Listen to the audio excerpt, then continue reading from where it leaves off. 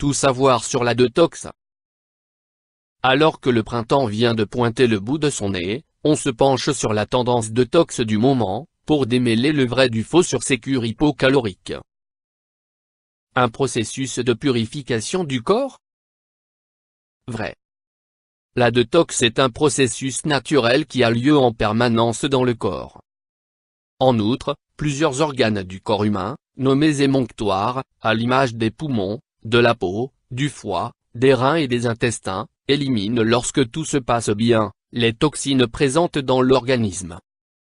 Ces toxines peuvent être liées aux cosmétiques, au tabac, aux métaux lourds, au stress, à l'alimentation, aux médicaments ou à l'air. Elles sont détruites plus ou moins rapidement. Ainsi, détoxifier son corps tout au long de l'année peut être une bonne chose en adoptant une alimentation riche en antioxydants, fruits et légumes frais, bio, sans pesticides. La détox, un régime? Faux. Le mot régime a été associé à tort au concept de la détox.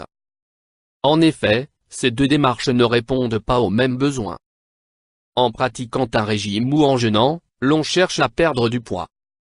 À l'inverse, en adoptant la détox, l'on cherche à purifier son organisme. Il faut cependant éviter de consommer du sucre, de la junk food ou de pratiquer des cuissons au barbecue, qui bloquent le fonctionnement des organes émonctoires. Les plantes, une véritable aide? Vrai. Pour améliorer les performances de la détox, on boit des tisanes à base de plantes ou on a recours à certains compléments alimentaires, notamment en cas de stress, de fatigue ou de surmenage. Pour cela, les plantes et herbes les plus efficaces sont, le romarin, le fenouil, le chardon-marie, le curcuma, l'artichaut, le pissenlit, le radis noir, le bouleau, la fumeterre et la reine des prés. Pour lutter contre les métaux lourds à l'image du plomb, du mercure et de l'aluminium, on mise davantage sur la spiruline, la chlorelle et la laminaria japonica.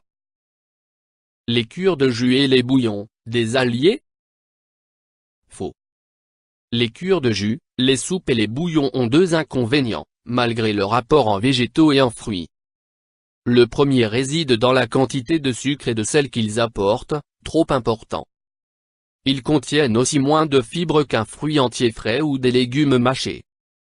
Deuxièmement, consommer uniquement du liquide n'est pas souhaitable, au risque de s'affamer. En outre, l'organisme a besoin d'un minimum de protéines. A contrario, il est recommandé de boire beaucoup d'eau, 1,5 l par jour. Le soir, on évite d'associer la soupe tisane-yaourt qui favorise la rétention d'eau. Enfin, pour booster la détox, on prend de petites quantités de viande blanche ou de légumineuses. Des massages pour éliminer? Vrai. Pour libérer les toxines, on réalise des massages de la zone abdominale, à savoir le foie, les reins et les intestins. Le must demeure le drainage lymphatique. Grâce à lui, la circulation sanguine est favorisée, et les déchets qui ne sont pas drainés par le sang, le sont par la lymphe.